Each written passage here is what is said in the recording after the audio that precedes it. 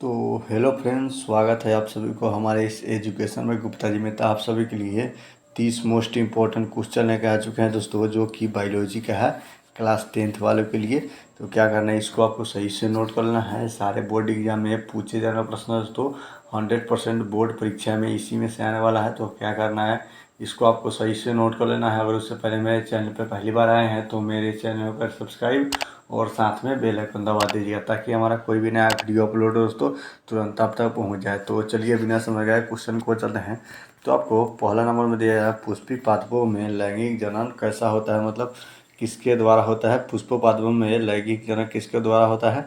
तो आपका इसका राइट आंसर ये हो जाएगा, मतलब फूलों के, इसका राइट आंसर भी हो जाएगा फूलों के द्वारा पुष्पी पादपों में लैंगिक जनन होता है। इसको आपको सही से नोट कर लेना है दोस्तों।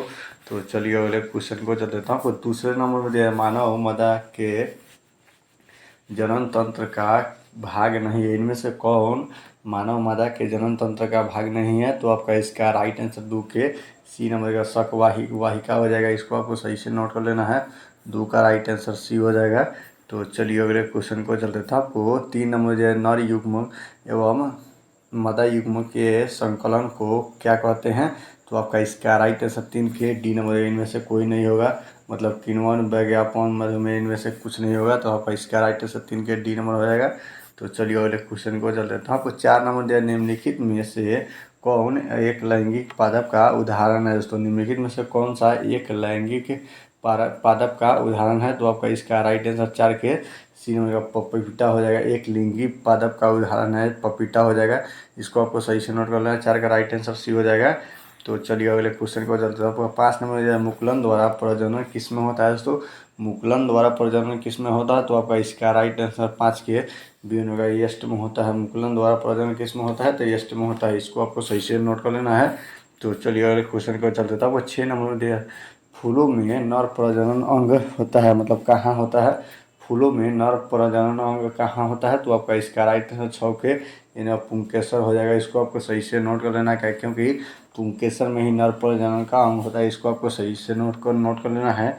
तो चलिए अगले क्वेश्चन को जाते हैं। तो आपको 7 नंबर द्विघटन क्या होता है, मतलब द्विघटन कहाँ होता है। तो आपका इसका राइट आंसर 7 के ये नंबर अमीबा में होता है। इसको आपको सही से नोट कर लेना है। तो चलिए अगले क्वेश्चन को चलते हैं। आपको 8 नंबर, निम्न में से किस जीव में बहुविखंडन होता है। दोस्तों इनमें किस जीव में बहुविखंडन होता है। तो आपका इसका राइट आंसर सी हो जाएगा, मलेरिया हो जाएगा। मलेरिया परजीवी हो जाएगा। इसको आपको सही से नोट कर लेना है। तो चलिए अगले क्वेश्चन को चलते हैं। तो आपको 9 नंबर में दिया जा रहा है, ब्रायोफाइलम के कौन से भाग में कायिक प्रवर्धन होता है। तो आपका इसका राइट आंसर 9 के राइट आंसर ये हो जाएगा, पतियों में ही होता है। इसको आपको सही से नोट कर लेना है। तो चलिए अगले क्वेश्चन को चल रहा था। आपको मानव मदा में निषेचन कहाँ से होता है। मानव मदा में निषेचन कहाँ से होता है। तो आपका इसका राइट आंसर डी हो जाएगा, मतलब फैलोपियम नालिका में ही होता है। इसको आपको सही से नोट कर लेना है। चलिए अगले क्वेश्चन को चलते हैं। आपको 11 नंबर, तने द्वारा कायिक प्रवर्धन होता है। तो तने द्वारा कायिक प्रवर्धन होता है। तो आपका इसका राइट आंसर 11 के डी हो जाएगा। इनमें से सभी हो जाएगा, पी मतलब पुदीना हो जाएगा, हल्दी हो जाएगा, अदरक हो जाएगा। इनमें से राइट आंसर सारे के सारे हो जाएगा। तो इसको आपको सही से नोट कर लेना है। तो चलिए अगले क्वेश्चन को चलते हैं। तो 11 नंबर यह खंडक द्वारा जनन कहाँ होता है। दोस्तों खंडक द्वारा जनन होता है। तो आपका इसका राइट आंसर 12 के बी नंबर का सितारा मछली हो जाएगा। इसको आपको सही से नोट कर लेना है। तो चलिए अगले क्वेश्चन को चलते था। वो 13 नंबर कार्य मतलब कायिका प्रवर्धन संभवता है। दोस्तों कायिका प्रवर्धन संभव है। तो आपका इसका राइट आंसर 13 के डी नंबर का उपयुक्त सभी हो जाएगा। इसको आपको सही से नोट कर लेना, जड़ द्वारा, तना द्वारा, पति द्वारा। इसको आपको सही से नोट कर लेना है।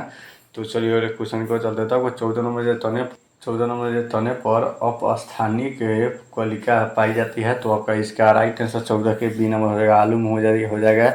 इसको आपको सही से नोट कर लेना है। 14 का राइट आंसर बी हो जाएगा, आलू हो जाएगा।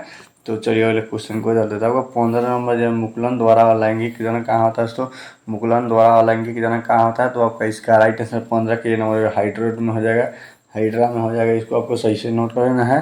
तो चलिए अगले क्वेश्चन को चलते थे। आपको 16 नंबर अलैंगिक जनन मुकुलन द्वारा कहाँ होता है। तो अलैंगिक जनन मुकुलन द्वारा कहाँ होता है। तो आपका इसका राइट आंसर 16 के बी हो जाएगा, सिस्ट में होता है। तो इसको आपको सही से नोट कर लेना है।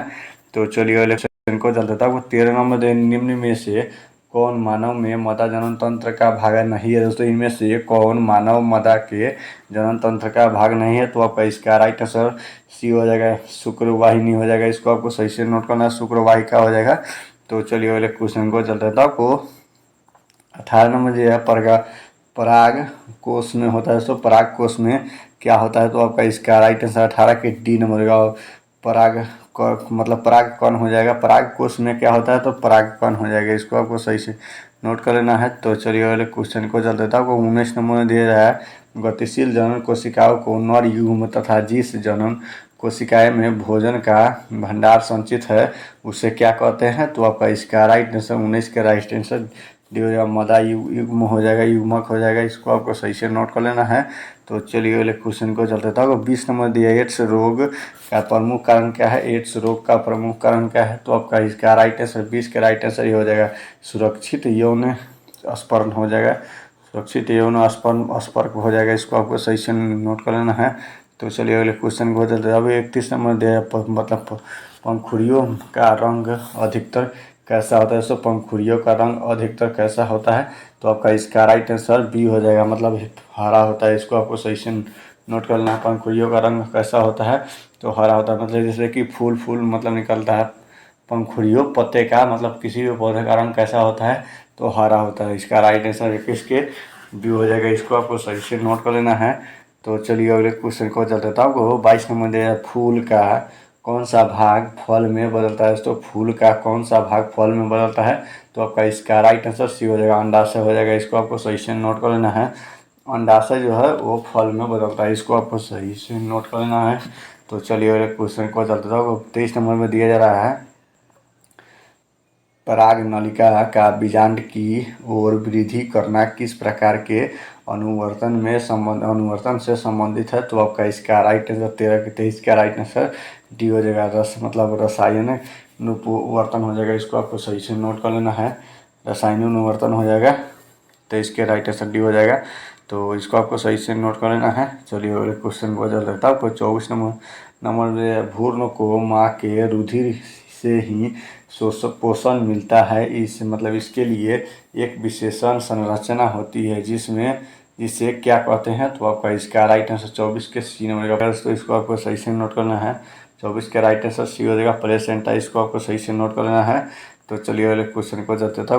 25 नंबर निम्नलिखित में कौन पूर्ण रुधिरवर्ण का उदाहरण है? तो निम्नलिखित में कौन सा पूर्ण रुधिरवर्ण का उदाहरण है? तो आपका इसका राइट आंसर ये हो जाएगा, हाइड्राट हो जाएगा। इसको आपको सही से नोट कर लेना है। तो चलिए अगले क्वेश्चन को चलते थे। आपको 26 नंबर पुंकेसर पुष्प का कौन सा भाग जननांग है? तो पुंकेसर पुष्प का कौन सा भाग जननांग है? तो आपका इसका राइट आंसर 26 की नंबर का नर हो जाएगा। इसको आपको सही से नोट कर लेना है।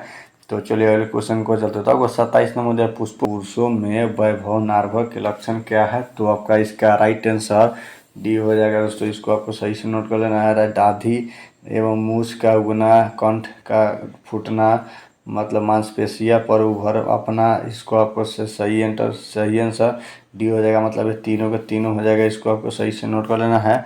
जैसे कि परीक्षा में पूछती है, पुरुषों में वैभव नार्भ के लक्षण क्या है? तो इसमें से आपको एक, मतलब तीनों में से आपको एक कोई भी भर देना है, सही आंसर हो जाएगा। तो चलिए अगले क्वेश्चन को चलते था। आपको 28 नंबर स्त्रिया में वैभव नार्भ के लक्षण क्या है? मतलब वही क्वेश्चन पहले पुरुष में पूछा था, अब स्त्री में पूछा है। तो आपका इसका राइट आंसर 28 के डी नंबर का सभी हो जाएगा। स्त्री मतलब स्तनों की वृद्धि होना, मतलब बी में नितंबों का उधरना, और सी में राजधर्म का प्रारंभ। तो आपका इसका मतलब राइट आंसर डी हो जाएगा, तीनों का तीनों हो जाएगा। इसको आपको सही से नोट कर लेना है।